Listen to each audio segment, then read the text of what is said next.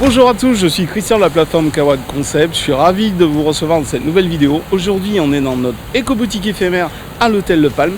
On va rencontrer deux de nos partenaires, Jean et Julien. C'est des spécialistes du bois. Je ne vous en dis pas plus. Venez avec moi.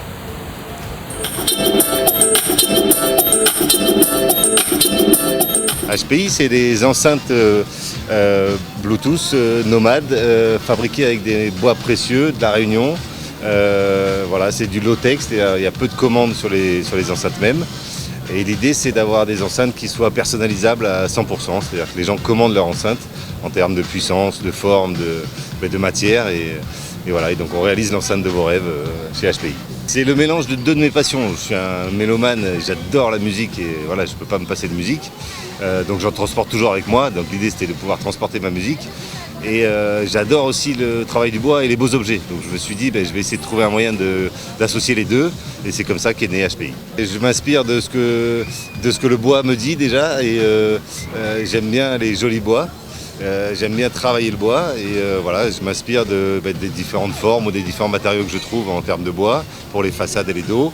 Et après, les habillages, on peut faire du cuir, on peut faire de la wax, on peut faire même de la toile cirée si on veut. Enfin voilà, c'est vraiment à la demande de la personne qui conçoit son enceinte. HPI, c'est une démarche éco-responsable dans le sens où j'utilise des bois locaux, des bois de récupération, au maximum des matériaux de récupération. J'ai même fait des enceintes avec des cuirs que j'ai récupérés sur des canapés au bord de la route. Voilà, l'idée, c'est vraiment d'utiliser des matériaux qui sont à disposition à La Réunion et de concevoir une enceinte qui soit jolie, un bel objet, mais qui vienne de produits qui viennent de La Réunion et qui soient des ressources éco-responsables.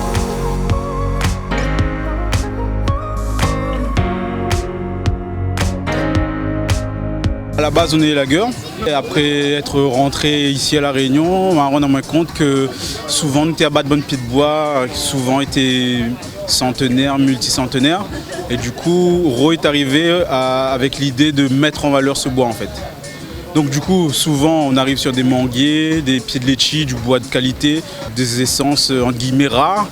Et le but de Ro, c'est vraiment mettre en valeur l'objet et rajouter un côté utile et esthétique en même temps. Donc Ro, ça veut dire brut en anglais et aussi réunion artistic wood, un petit jeu de mots sympa quoi. Les gens, ils coupent leur arbre, ils ne se rendent pas compte de la valeur, concrètement la valeur que ça a. Je veux dire 200 ans c'est énorme. Je veux dire. Donc en général c'est découpé, billonné en petits bouts.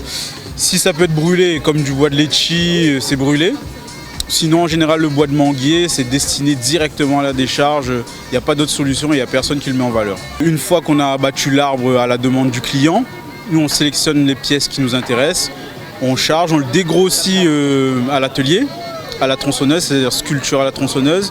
On laisse souvent sécher 6 mois à 1 an.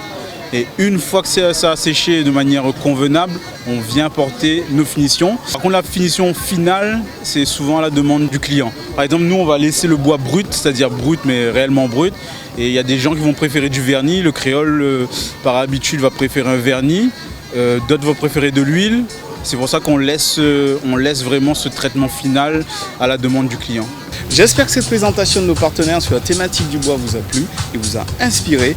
Retrouvez les produits et services de ces partenaires sur notre site internet kawanconcept.com ou sur notre page Facebook. Je vous dis à très bientôt pour une prochaine boutique éphémère.